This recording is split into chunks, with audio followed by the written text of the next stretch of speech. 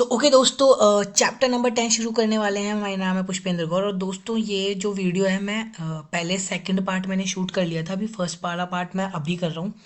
तो उसके अंदर में मैंने सेम ही चीज़ें बोली तो उसे इग्नोर कर देना, ठीक है। ओके, अकाउंटिंग देखने वाले हैं हम CFS की कैसे होनी है, ठीक है। तो इस चैप्टर में हम क्या क्या पढ़ने वाले हैं, सबसे पहले मैं यूनिट का ओवरव्यू दे देता हूँ। कंसेप्ट ऑफ अ ग्रुप देखने वाले हैं, group, holding company, subsidiary company, ठीक है, इसके कंसेप्ट को देखने वाले हैं। Purpose and method of preparing the CFS देखने वाले हैं। कंपोनेंट्स ऑफ द CFS देखने वाले हैं, क्या क्या कंपोनेंट्स होंगे। फिर गुडविल की कैलकुलेशन कैसे होती है, कैपिटल रिजर्व की कैलकुलेशन कैसे होती है वो देखेंगे। Minority interest and profit and loss of the subsidiary company देखने वाले हैं। Elimination of the intra group transactions and other adjustments को हम देखने वाले हैं। दोस्तों सबसे पहले मैं ये बात बता दूं कि as per this syllabus the unit cover only simple problems. दोस्तों इसके अंदर खाली सिंपल प्रॉब्लम्स को ही दिखाया गया on a consolidated financial statement with a single subsidiary. He single subsidy वाले क्वेश्चन ही आएंगे आपके पास में, ठीक है। एंड एक्सक्लूड करता है प्रॉब्लम्स जिसके अंदर सॉरी सब्सिडरी डिफरेंट डेट्स के ऊपर अगर सब्सिडरी बन रही है वो, ठीक है। और जो क्रॉस होल्डिंग का जो कंसेप्ट है, डिस्पोजल ऑफ द सब्सिडरी है, फॉरेन सब्सिडरी है, सब कुछ एक्सक्लूड किया गया, ठीक है। अब सबसे पहले देखते हैं concept of the group, holding company and subsidiary company. In the era of the business growth, many organizations are growing into the large corporation by the process of acquisition, merger, gaining control by one companies over the other companies. दोस्तों आज की इस business Ira में क्या है कि companies जो है अपने बिजनेस को ग्रो करने के लिए क्या करती है, एक्विजिशन करती है, मर्जर करती है, गेनिंग कंट्रोल करती है, ठीक है, ये सब कुछ करती है। Acquisition and merger ultimately leads to either cost reduction हो जाता है इससे, और कंट्रोल आ जाता है मार्केट के ऊपर, ठीक है। और शेयरिंग द मटेरियल सप्लाई सब कुछ शेयर हो जाता है, डाइवर्सिफिकेशन हो जाता है, ठीक है। टैक्स बेनिफिट मिल जाते हैं, सिनर्जी बेनिफिट मिल जाते हैं। तो इन चीज़ों के लिए कंपनीज क्या है आजकल ये करती है, ठीक है। और उसका मोस्ट पॉपुलर जो फॉर्मेट है वो क्या है, होल्डिंग एंड सब्सिडरी, ठीक है। ये ही यहाँ पे बताया गया है। तो चलो नेक्स्ट करते हैं। Group of companies. Many a time a company expands by keeping intact it's separate corporate identity in its situation.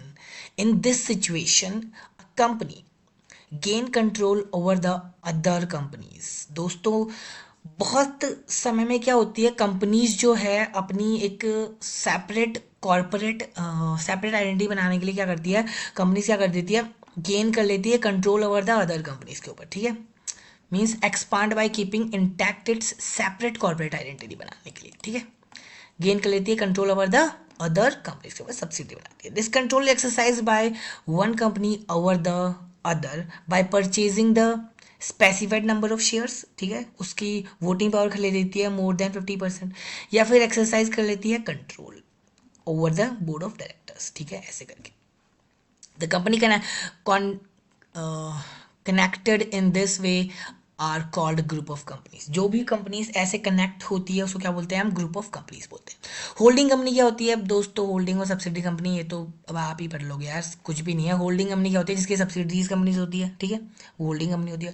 Subsidiary company क्या होती है, subsidiary company is a company in which holding company control the composition of the board of directors and exercise the control more than half of the total shares of the that company, ठीक है। या फिर with one और more other subsidy, मतलब मेरी ही other subsidiary companies अगर किसी दूसरी कंपनी के अंदर more than half of the share रखती है, मतलब डायरेक्टली और डायरेक्टली मेरा उसके ऊपर कंट्रोल है, तो उसे सब्सिडरी बोलते हैं। तो ये दोस्तों सिंपल डेफिनेशन है, ठीक है। ये आपके CPT की लॉ में भी आई होगी, ठीक है, सिंपल है ये। एप्लीकेबल अकाउंटिंग स्टैंडर्ड कौन सा है यहाँ पे, so accounting standard 21 consolidated financial statement provides guidance on the preparation of CFS, the purpose of which is discussed in para 3 बेलो, ठीक है। तो यही है। तो ये कौन सा, ये कब आया था इफेक्ट में, ये सब कुछ बता रखा है, फर्जीवाड़ा है ये। चलो नीचे, ऑब्जेक्टिव ऑफ द AS 21, यहाँ से पढ़ते हैं अच्छे से, ठीक।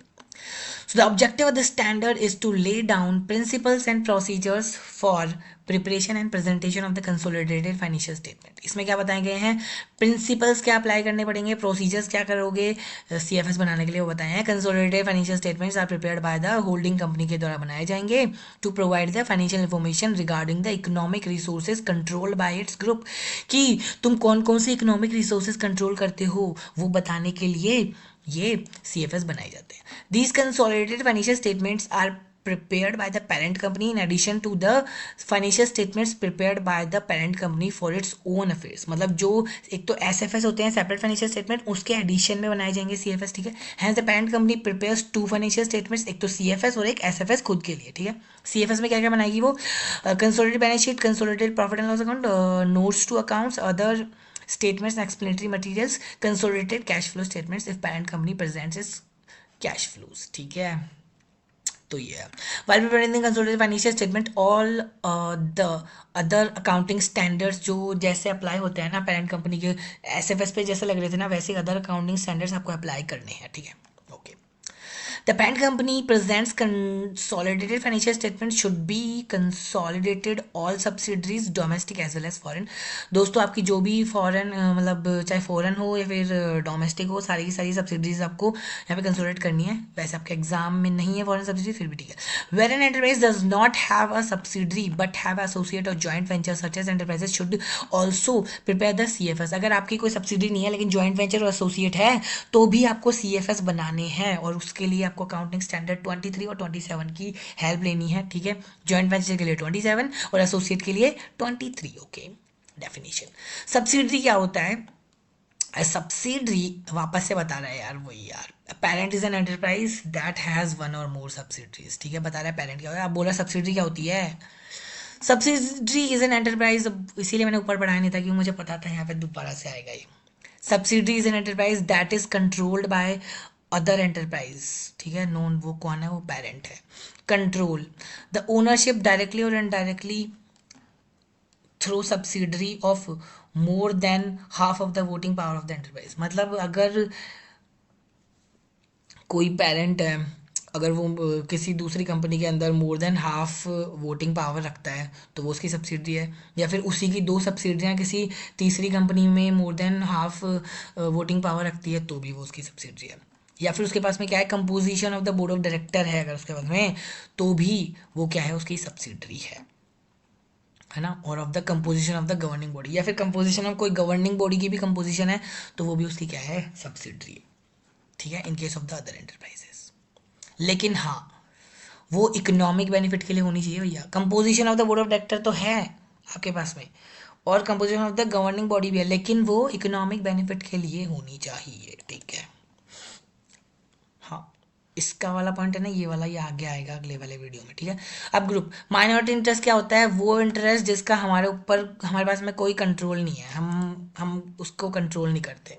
इक्विटी क्या होती है दोस्तों? असेट्स के अंदर से लेस कर देते हैं लाइबिलिटीज, तो जो भी बचता है वो इक्विटी बचती है, ये बोल रहा है ऐसा कुछ। तो कंसोलिडेटेड फाइनेंशियल स्टेटमेंट क्या होते हैं? सबको पता है यार। Consolidated financial statement are the financial statement of a group presented as a single enterprise. मतलब जो कि एक सारे के सारे एंटरप्राइज को एक सिंगल एंटरप्राइज के रूप में बताते हैं, ठीक है। Circumstances under which CFS are prepared. AS21 should apply in the preparation and presentation of the consolidated financial statement for a group of enterprise under the control of the parent। अगर मेरे पास में किसी भी एंटरप्राइज का control है तो मुझे CFS बनाने पड़ेंगे। जो AS21 है वो मैंडेट नहीं करता कि आपको CFS बनाने, वो खाली प्रोसीजर बताता है कि ऐसे ऐसे बनाने हैं, बाकी मैंडेटरी ये नहीं बोलता कि बनाओ ये, ठीक है। Consolidated financial statement will be prepared by the parent company for all the companies that are controlled by the parent either directly or indirectly in India हो या फिर abroad हो। अब ये होल्ली ओन्ड सब्सिडी क्या होती है, पार्टली ओन्ड सब्सिडी क्या होती है, आप इजीली पढ़ सकते हैं, कुछ भी नहीं है, सबको पता है। होल्ली ओन्ड क्या होती है? मेरे पास 100% कंट्रोल है तो वो होल्ली ओन्ड है। पार्टली ओन्ड क्या है? मेरे पास में मोर देन 50% वोटिंग पावर है तो, ठीक है। Purpose of preparing the, purpose क्या है CFS बनाने का दोस्तों? ये थियोरी बिल्कुल इररिलेवेंट है, कोई मतलब की नहीं है। पर्पस क्या है यार? पर्पस जान के करोगे क्या? मतलब बनाने तो अपने को CFS ही है, ठीक है, तो कोई मतलब की नहीं है। Okay, relevant provisions of companies act 2013 बता देता हूँ।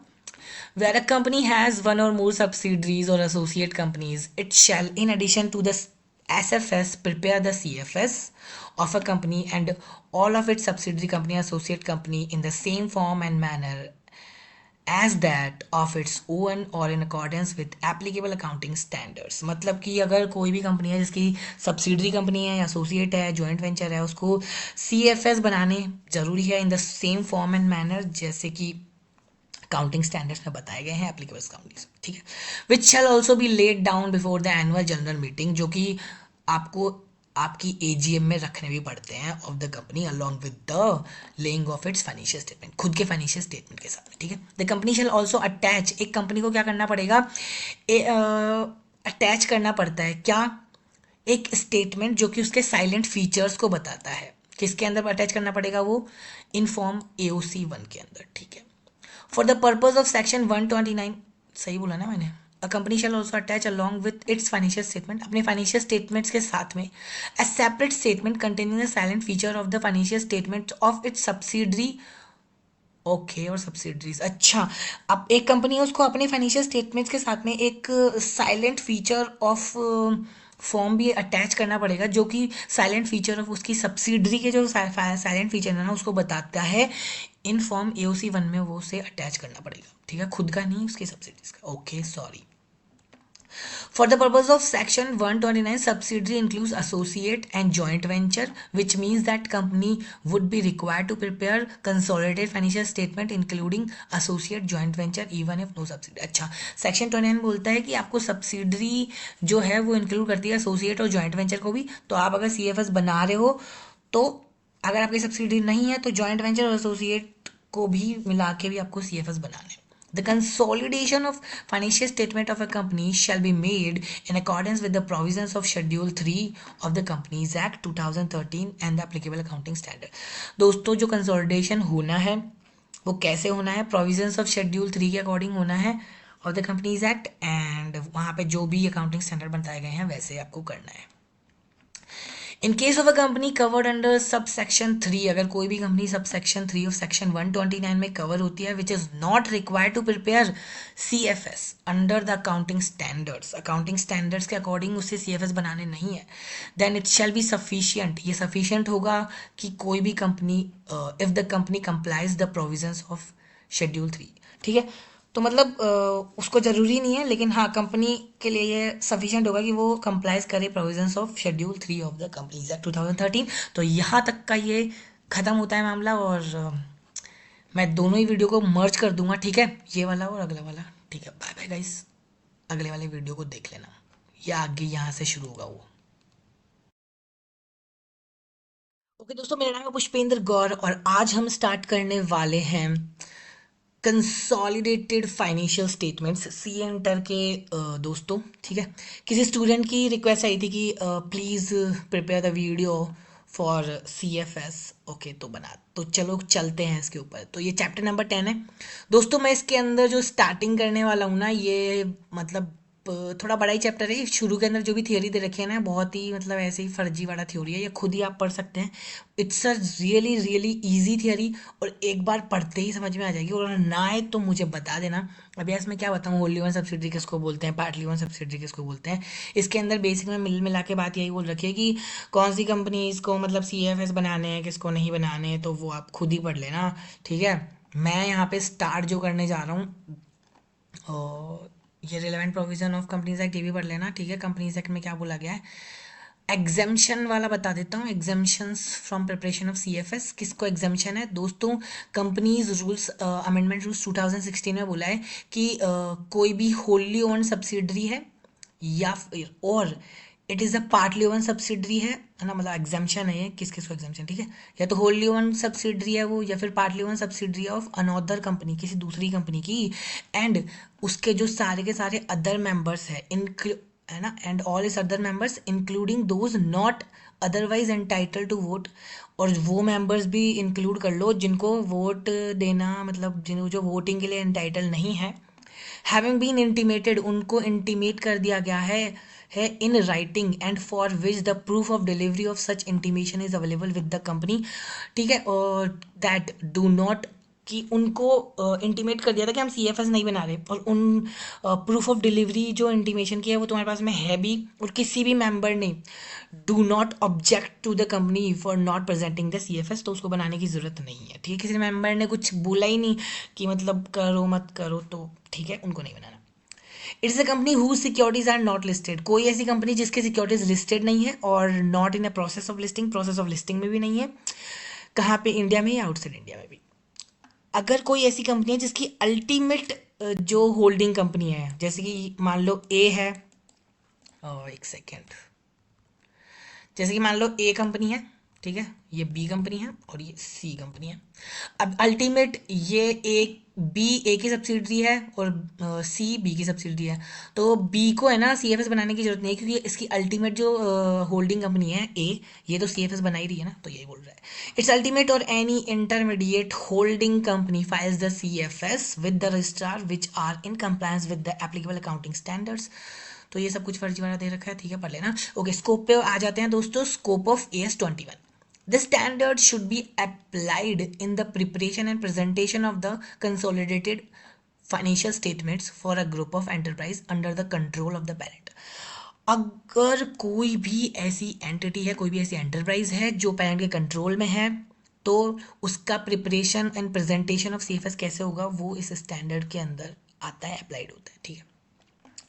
The standard should also be applied in accounting for investments। accounting for investments कैसे करनी है उसके ऊपर भी अप्लाई होता है in subsidiaries, in CF, in SFS में, separate financial statement of a parent में, ठीक है।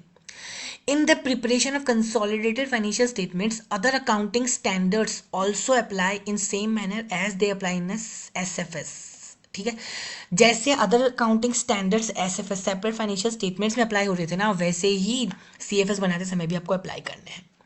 This standard does not deals with, ये स्टैंडर्ड किससे डील नहीं करता, method of accounting for amalgamation, amalgamation की accounting and their effects on the consolidation including goodwill arising on amalgamation के ऊपर डील नहीं करता ये स्टैंडर्ड। उसके लिए आपको AS14 के पास जाना पड़ेगा, अकाउंटिंग फॉर अमलगमेशन, ठीक है। Accounting for investments in associate, इसके ऊपर भी ये अप्लाई नहीं होता दोस्तों, ठीक है। AS21 उसके ऊपर भी अप्लाई नहीं होता, उसके लिए आपको जाना पड़ेगा AS13 के पास में, ठीक है। Okay, accounting for investment in joint venture, joint venture की अकाउंटिंग के लिए भी आपको AS13 के पास में जाना पड़ेगा, ये अप्लाई नहीं होता, ठीक है। ओके, उसके बाद देख लेते हैं मोस्ट इंपॉर्टेंट कॉन्सेप्ट कंट्रोल क्या होता है दोस्तों। The consolidated financial statements are prepared on the basis of financial statement of a parent दोस्तों। एंड जो CFS बनाए जाएंगे वो कैसे बनाए जाएंगे, on the basis of the financial statement of parent and all enterprises that are control by the parent, ठीक है। पेरेंट जिनको कंट्रोल करेगा उनको सबको मर्ज करना है और अपने को क्या बनाने हैं, CFS बनाने हैं, other than those subsidiaries that are excluded for the reason set out in paragraph 11 of AS21। जो पैराग्राफ 11 ने मना करे हैं, मतलब जो जो मना करी हुई चीज़ें हैं उनको हटा देना, बाकी को वैसे और किसी और सबको यहाँ पे इंक्लूड करना है दोस्तों। अब ये कंट्रोल की थ्योरी है, थोड़ा दिल थाम के बैठना। मैं बता रहा हूँ ये थ्योरी को इतनी ज़्यादा इंपॉर्टेंट नहीं है, क्योंकि क्वेश्चन के अंदर यार मैं बताऊँ ना कि सीधा सीधा वही क्वेश्चन तो वैसे ही आएंगे कि हाँ ये हमारी 50% इसमें होल्ड करते हैं, इसको करना है नहीं करना कर दो, बस हो जाएगा। बट थ्योरी में वैसे ही पढ़ा रहा हूँ, ठीक है, जानना जरूरी है इसको भी। अब देखो control exist when the parent owns directly और indirectly through subsidiaries more than 1/2 of the voting power of an enterprise. अगर मैं किसी एंटरप्राइज की मोर देन 50 मतलब मोर देन हाफ परसेंट, मैं 51% अगर वोटिंग पावर है मेरे पास में, तो मेरे पास में उसकी क्या है, कंट्रोल है। Control also exist when an enterprise controls the composition of the board of directors. अगर मैं किसी एंटरप्राइजेस की कंपोजिशन, मतलब मैं किसी बोर्ड ऑफ डायरेक्टर्स को सारे के सारे बोर्ड ऑफ डायरेक्टर्स अपॉइंट या रिमूव करने की पावर रखता हूँ, या फिर majority of the board of directors को अपॉइंट करने की ताकत रखता हूँ, रिमूव करने की ताकत रखता हूँ, तो भी मेरे पास में क्या है, composition of board of directors है, तो भी मेरे पास में उसका क्या है, कंट्रोल है। और द कॉरस्पॉन्डिंग गवर्निंग बॉडी, और या फिर कोई गवर्निंग बॉडी है उसको मैंने कंपोज किया है, तो भी मेरे पास में उसका क्या है, कंट्रोल है। So as to obtain, but वो किस चीज़ के लिए किया है मैंने, और ये मेरे पास में पावर किस चीज़ के लिए, इकोनॉमिक बेनिफिट मिलना चाहिए मुझे, तभी मेरे को कंसोलिडेशन करना है, तभी वो कंट्रोल माना जाएगा, ठीक है। कंट्रोल तभी माना जाएगा जब मैं उससे, उस सब्सिडी से या उस गवर्निंग बॉडी से इकोनॉमिक बेनिफिट ले रहा हूँ। इकोनॉमिक बेनिफिट, गवर्निंग बॉडी क्या होती है, कोई भी कुछ भी लोगों का, लोगों से मिली जुली कोई भी एंटरप्राइज हो, मतलब कुछ लोग मिलके आए, बना दिए एंटरप्राइज, बना दी, चल भाई ठीक है, वो गवर्निंग बॉडी है। An enterprise may control the composition of the governing bodies of an entity।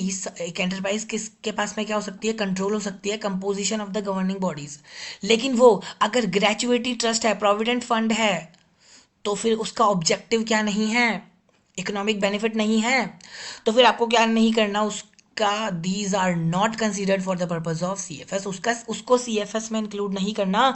और नीचे नोट्स टू अकाउंट में बना देना कि बता देना कि भैया हमने इसलिए इनको इंक्लूड नहीं करा क्योंकि यार ये उसमें ही नहीं आते, कंट्रोल में नहीं आते, और ये वो नहीं होते, मतलब ठीक है। Okay, for the purpose of this standard, an enterprise is considered to be control the composition of. मेरे पास में इस स्टैंडर्ड ने बोला कि मेरे पास में कंट्रोल होगा composition of board of director होगा कब, composition of board of director कब होगा, अगर मेरे पास में क्या है, मैं अपॉइंट कर सकता हूँ या रिमूव कर सकता हूँ ऑल या majority of the board of directors of the company, ठीक है। तो मेरे पास में composition of board of director होगा। एक एंटरप्राइज को deemed to be power to appoint a director मान लिया जाएगा। मेरे पास में क्या है, डीम टू बी, मैं किसी दूसरी एंटरप्राइजेस का के जो डायरेक्टर है वो उनके लिए मेरे को deem to be power to appoint a director मान लिया जाएगा कब, अगर क्या होता है इनमें से कोई भी कंडीशन जो मैं बताने जा रहा हूँ ना उनमें से एक भी पास हो गई तो मेरे पास में क्या है, deem to be power to appoint a director है, ठीक है। कब a person can not be appointed as a director without the exercise in his favour by that enterprise of such a power as a forced. अगर उस enterprise कोई दूसरी enterprises है, मतलब जिसके लिए मेरे को माना जा रहा है deem to be power as a director, appointment as a director, appoint as a director माना जा रहा है कि उस एंटरप्राइज में जो भी डायरेक्टर अपॉइंट हो रहा है वो जो भी पावर यूज कर रहा है वो मेरे फेवर में यूज कर रहा है, मतलब मैं जैसा बोल रहा हूँ वही हो रहा है, काम तो वही हो रहा है, ठीक है, मेरे फेवर में ही हो रहा है, तो मेरे पास में डीम टू बी पावर है, ठीक है। या फिर कोई भी पर्सन है appointment, a person appointment as director follows necessarily from his appointment to a position held by him in that enterprise. मेरी एंटरप्राइज का बोर्ड ऑफ डायरेक्टर है वो दूसरे में जाके बोर्ड ऑफ डायरेक्टर बन गया तो फिर वो भी क्या हो जाएगा, डीम टू बी पावर हो जाएगा मेरे पास में।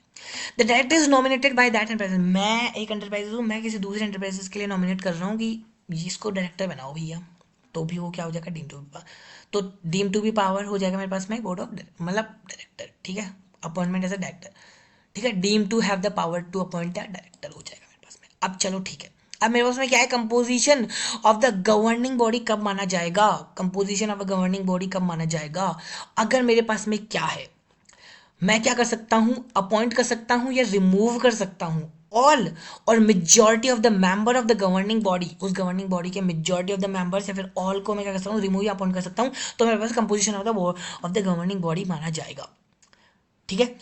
और किसी दूस एक एंटरप्राइज को कब मान लेंगे कि हम, हाँ इसके पास में deem to have power to appoint a member है, मतलब मैं एक एंटरप्राइज हूँ, मेरे पास में डीम टू हैव पावर, मेरे पास में मतलब ऐसा मान लीजिए कि मेरे पास में पावर है उस दूसरी गवर्निंग बॉडी के मेंबर को अपॉइंट करने की, कब, अगर ये इनमें से कोई भी कंडीशन सेटिस्फाई हो जाती है तो कब, कि वही वाली सेम ही कंडीशन है, person can not be appointed as a member of the governing body without the exercise in his favour by that such enterprise of such a power as a person. मतलब कि जो भी person वहां पे appoint हो रहा है वो उसकी पावर का यूज कर रहा है मेरे ही फेवर के लिए, तो फिर बस वो मेरा ही आदमी है इसका मतलब, तो बस मेरा ही आदमी है ना वो, तो फिर मेरे पास में टीम टू बी पावर वाली है।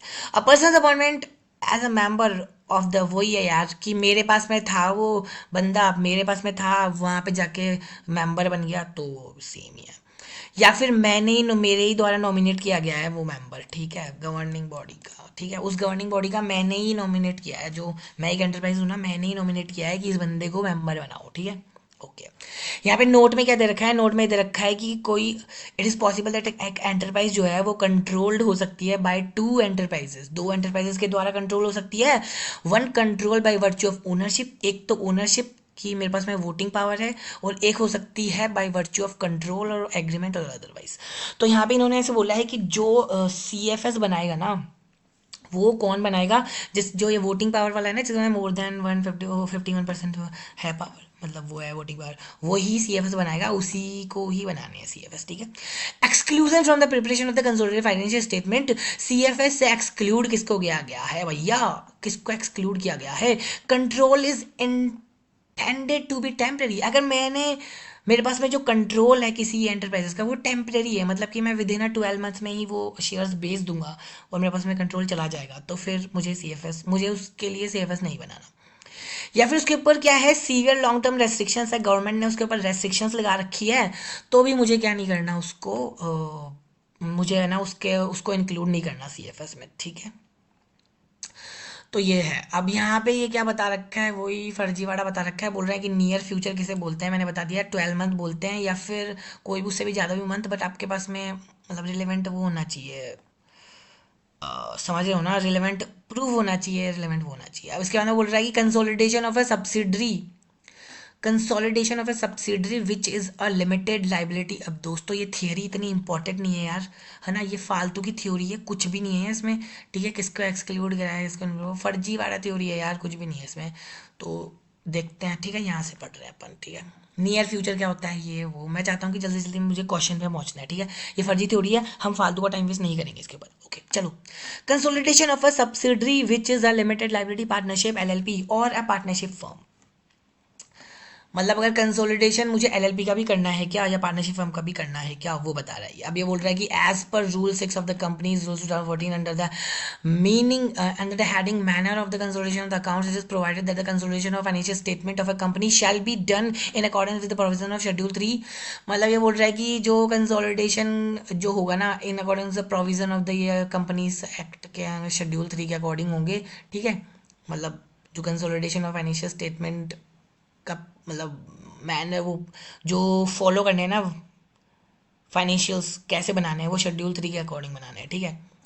It is noted that the relevant, अच्छा ये बोल रहा है कि अगर, okay, it is noted that the relevant Indian accounting standard Ind AS 110 consolidated financial statement provides that when enterprise has control on one or more other entities, the controlling entity is required to consolidate all the controlled entities. Since the entity includes the company as well as other form of entity, LLP and partnership sums are required to be consolidated. अब ये बोल रहा है कि है ना, index 10 में बोला है कि है ना, किस किस को बनाने हैं, सारी की सारी एंटिटीज जिसका कंट्रोल हमारे पास में है, और एंटिटी शब्द के अंदर है ना, उसने है ना एलएलपी को भी इंक्लूड करा है और पार्टनरशिप फर्म को भी इंक्लूड करा है इंडेक्स 10 ने, तो यहाँ पे उनको भी इंक्लूड करना है। तो अब यहाँ पे ये बोल रहा है कि सिमिलरली अंडर अकाउंटिंग स्टैंडर्ड 21 में भी बोला है कि as per the definition of the subsidiary an enterprise controlled by the parent is required to consolidate, कि एक जो एंटरप्राइज है अगर उसके पास में कंट्रोल, एक पेरेंट है अगर उसके पास में कंट्रोल है ना, किसी भी सब्सिडरी का, ठीक है, या किसी भी चीज़ का, मतलब किसी भी एंटरप्राइज का कंट्रोल है, तो उसको उसको कंसोलिडेट करना है। द टर्म एंटरप्राइज मतलब किसी भी एंटरप्राइज का बोला है इसने, ठीक है। As per the definition of subsidiary an enterprise controlled by the parent, अगर कोई भी एंटरप्राइज है कंट्रोल बाय पेरेंट है, तो उसको क्या करना है, कंसोलिडेट करना है। और एंटरप्राइज के अंदर इन्होंने बोला है कि the term enterprise includes a company and any enterprise other than the company, कोई भी कंपनी या फिर अदर देन द कंपनी को भी बोला है इसने एंटरप्राइज। तो यहाँ पे अगर अदर देन द कंपनी को बोला है, तो अदर देन द कंपनी में तो एलएलपी भी आ जाता है, पार्टनरशिप फर्म भी आ जाता है, तो इन दोनों को भी कंसोलिडेट करना है। Accordingly in the given case holding company is required to consolidate its subsidiary which is a LLP और पार्टनरशिप फर्म, ठीक है। ये इंडेस वाला आ गया था क्या समझ में, एक बार दोबारा समझाऊं क्या, देखो। It is noted that Ind AS 110 consolidated financial statement provides that where an entity has control on one or more other entities, अगर एक एंटरप्राइज है, एक एंटिटी है, उसके पास में वन और मोर एंटिटीज का कंट्रोल है, तो द कंट्रोलिंग एंटिटी को क्या करना पड़ेगा, कंसोलिडेट करना पड़ेगा ऑल द कंट्रोल्ड एंटिटीज के ऊपर, मतलब मैं जिसके ऊपर कंट्रोल कर रहा हूँ। सिंस द वर्ड एंटिटी जो है इंक्लूड करता है company as well as any other form of entity, company या फिर कोई भी अदर फॉर्म हो, तो यहाँ पे एलएलपी भी आ गई और फॉर्म भी आ गई, तो सबको ही कंसोलिडेट करना है। तो ये बोल रहा है दोस्तों, सेम ही चीज़ बोल रहा है वो, ठीक है। ओके, यहाँ पे आ जाते हैं consolidation of the limited liability partnership LLP which is an associate और जॉइंट वेंचर। अब ये बोल रहा है कि एलएलपी और partnership firm is an associate है और जॉइंट वेंचर है होल्डिंग कंपनी की, then the LLP and partnership firm need to be consolidated in accordance with the requirement of the counting standard, ठीक है। तो इनको भी यहाँ पे कंसोलिडेट करना है, ठीक है। एसोसिएट और जॉइंट वेंचर का तो वैसे भी करते ही है ना हम, ठीक है। इफ अगर एलएलपी और पार्टनरशिप हम एसोसिएट है, जॉइंट वेंचर है, तो भी तो उनको भी आपको क्या करना है, कंसोलिडेट करना है। यहाँ पे ऊपर आप पढ़ोगे ना इस वाली थ्योरी में, तो दे रखा है वहाँ पे कि है ना एसोसिएट और है ना जॉइंट वेंचर जो है ना, उनको भी कंसोलिडेट करना है, और उनके अलग अलग अकाउंटिंग स्टैंडर्ड्स है, वो उनके अकॉर्डिंग करना है, ठीक है। सेम ही है, वही है, मतलब किस किस को कंसोलिडेट करना है, ये अगर आपकी सब्सिडरी है तो कंसोलिडेट करना है, जॉइंट वेंचर है तो भी कंसोलिडेट करना है, एसोसिएट है तो भी कंसोलिडेट करना है, ठीक है। Advantages of the consolidated financial statement, 17 minute हो गए क्या, ये सब कुछ बचा है क्या, ओके। अब advantages of the consolidated financial statement, advantages क्या है? एक्विजिशन ऑफ द सब्सिडरी, है ना, यहाँ से ही बता दूँ क्या, डिटेल में बता देता हूँ, ठीक है। सिंगल सोर्स ऑफ डॉक्यूमेंट, अगर हम कंसोलिडेशन कर देते हैं तो हमारे पास में overall picture of the group आ जाती है, ठीक है, ओवरऑल पिक्चर आ जाती है। इससे हमारे लिए मतलब ईजी रहता है सब कुछ, हमको सब कुछ क्लियरली दिखता है कि इस कंपनी में है क्या, इसकी होल्डिंग से कितना प्रॉफिट है, मतलब सब्सिडी से कितना प्रॉफिट आ रहा है, एक क्लियर पिक्चर आ गई, सिंगल पिक्चर आ गई। Consolidated profit gives the overall profitability of the group, ठीक है। Intrinsic value of the share, अब इससे क्या होता है कि हम intrinsic value of the holding company निकाल सकते हैं अगर कंसोलिडेटेड बैलेंस शीट से। इंट्रिंसिक वैल्यू मतलब कि इंट्रिंसिक वैल्यू होती है ना कि यार हाँ, अब कि मुझे इंट्रिंसिक वैल्यू नहीं होती क्या यार। तो दोस्तों इंट्रिंसिक वैल्यू का मतलब क्या होता है? इंट्रिंसिक वैल्यू का मतलब है estimated value of the company, ठीक है, पता ही है सबको। Anticipated value of the company हमको पता लग जाती है और हम बैलेंस शीट से पता लगा सकते हैं कि हाँ भाई इसकी एस्टिमेटेड वैल्यू ये है, ठीक है, क्योंकि सी एफ एस हमारे पास में, तो ठीक। एक्विजिशन ऑफ द सब्सिडरी, अब अगर आप कंसोलिडेशन कर देते हो तो अगर हमको क्या करना पड़ता है, अगर माइनॉरिटी शेयर होल्डर्स को अगर हमको खरीदना भी है ना, तो हमारे पास में क्या होती है, एक ना स्टार्टिंग पॉइंट ऑफ वो हो जाती है कि हाँ इसकी बुक वैल्यू इतनी है भैया, इसको इतने रुपए देने हैं, खरीद लो, ठीक है। और उनके पास में भी एक मतलब स्टार्टिंग पॉइंट मिल जाता है उनको कि ठीक है हाँ इसकी इतनी वैल्यू है, ठीक है। So the minority interest data of a consolidated financial statement indicates that the amount payable to the outside shareholders of the subsidiary company at the book value, which is used as the starting point of the bargaining at the time of acquisition of the subsidiary by the holding company, ठीक है। तो मतलब मैं किसी दूसरी company को मान लो acquire कर रहा हूँ तो उसके लिए कितने रुपए दूँ, ठीक है, या फिर मैं किसी माइनॉरिटी शेयर होल्डर्स को एक्वायर कर रहा हूँ तो उनको कितने रुपए दूँ, बुक वैल्यू पता लग जाती है तो उससे हो जाता है, ठीक है। तो इसीलिए भी इस तो ये भी एक एडवांटेज है ना हमारे लिए सी एफ एस का, ठीक है। ओके, इवैल्यूएशन, ये कभी भी आपको थ्योरी में नहीं पूछा जाएगा, ये बस फर्जी वाला थ्योरी है, पढ़ा रहे हैं क्योंकि ठीक है, इसके लिए अंदर 16 नंबर 20 नंबर का क्वेश्चन बनता है, वो प्रैक्टिकली आएगा, ये थ्योरी कुछ नहीं आएगी, फिर भी पढ़ रहे हैं, ठीक है। अब इसके बाद में तो मजे हैं, प्रैक्टिकल आएगा, ठीक है।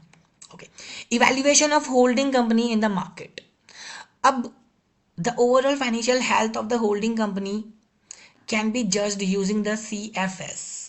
अब हम सी एफ एस कर देते हैं तो हमको क्या पता है हम क्या कर सकते हैं उसको, मतलब एक ओवरऑल फाइनेंशियल हेल्थ पता चल जाती है ना हमें होल्डिंग कंपनी की, तो एक अच्छी बात है ना, ये evaluation of the holding company हो जाता है इन द मार्केट, हम मार्केट में इवैल्यूएट कर सकते हैं कि हाँ इस होल्डिंग कंपनी की एक ओवरऑल फाइनेंशियल हेल्थ इतनी है, ये पता लग जाता है हमें सी एफ एस करने से, तो ये भी एक एडवांटेज ही है इसका, ठीक है। So those who want to invest in the shares of the holding company और acquire it needs to be consolidated, तो वो क्या कर सकते हैं, सीएफएस का यूज कर सकते हैं यहाँ पे, ठीक है। तो 20 मिनट का ये लेक्चर हो चुका है दोस्तों, components of consolidated financial statement, तो ये देखेंगे, प्रैक्टिकल पोर्शन आ चुका है यहाँ पे, ठीक है। Balance sheet, P and L account, consolidated P and L account और कंसोलिडेटेड सी कैश फ्लो और नोट्स टू अकाउंट्स, ठीक है, ये सब कुछ है। ओके, तो ये तो इन्हीं के बारे में यही बता ही रखा है कि नोट्स टू अकाउंट्स क्या होते हैं क्या नहीं होते, ट्रू एंड फेयर व्यू देते हैं नहीं देते, तो ये है बस, है ना। अब उसके बाद में मतलब ये कोई रिलेवेंट थ्योरी नहीं है, इसके अंदर कोई अकाउंटिंग नहीं बता रखी कि इसकी अकाउंटिंग कैसे करनी है, वो बता रखा है इसमें, ये बस खाली ट्रू फेयर व्यू वो बता रखा है, ठीक है, मतलब नहीं है। तो अपन स्टार्ट करेंगे नेक्स्ट लेक्चर में दोस्तों कंसोलिडेशन प्रोसीजर से। ओके दोस्तों, जो भी रिलेवेंट थियरी थी वो मैंने आपको पढ़ा दिया है, जो मतलब थोड़ी सी मुश्किल थी, जो बच्चों को इजीली समझ में नहीं आती है थ्योरी थोड़ी सी, तो वो मैंने आपको बता दी। कंट्रोल क्या होता है, स्कोप ऑफ कंट्रोल क्या होता है, ये ऊपर वाली बहुत इजी थ्योरी है, समझ में आ जाएगी। ओके बाय बाय गाइस, ये वीडियो मैं अपलोड कर देता हूँ, ठीक है, बाय।